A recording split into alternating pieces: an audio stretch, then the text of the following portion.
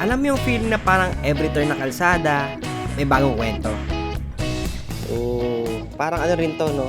Kapag may pasok, ma-action din yung kalsada. So, kailangan maging alert. Ganun ang araw-araw ko dito sa Japan.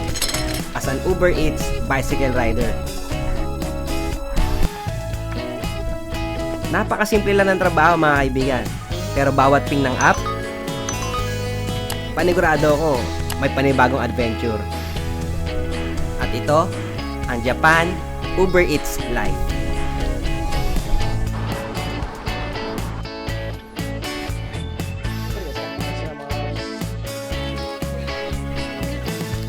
Dito sa Japan, mabilis ang buhay. Pero tahimik. Malilinis ang kalsada, on time ang trains. Mostly, polite ang mga tao. Pero sa likod ng order na yan, may rider na gumigising ng maaga. Ako yun.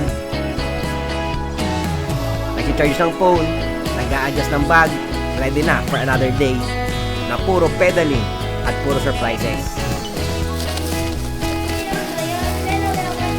Minsan, isang maling liko, goodbye 5-star rating. At may mga araw talaga na sobrang hina ng orders.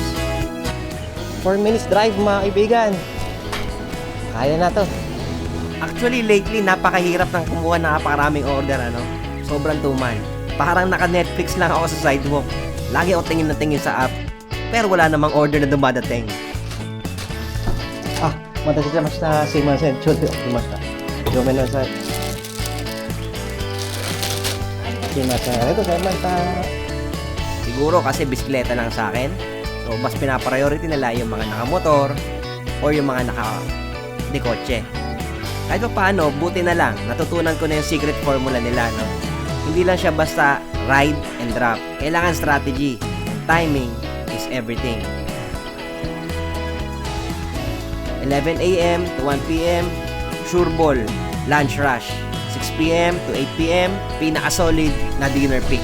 Location, sa Gold, harap ng malls, station areas, ramen shops, sushi.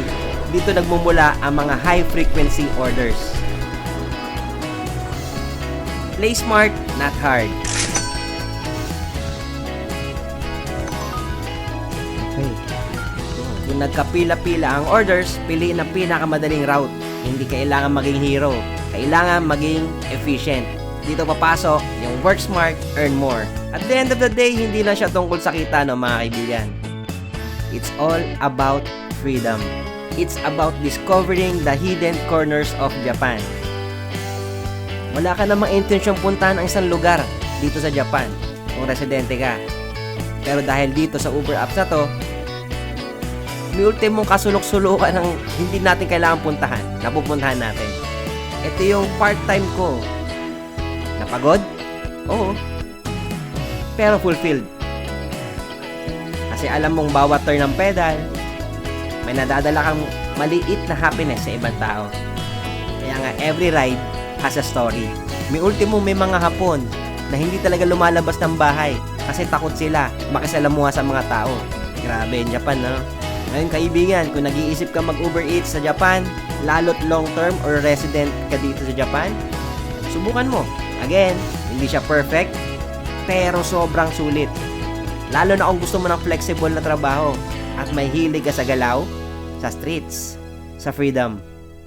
Comment lang kayo guys kung may mga tanong kayo and share your experience sa delivery life.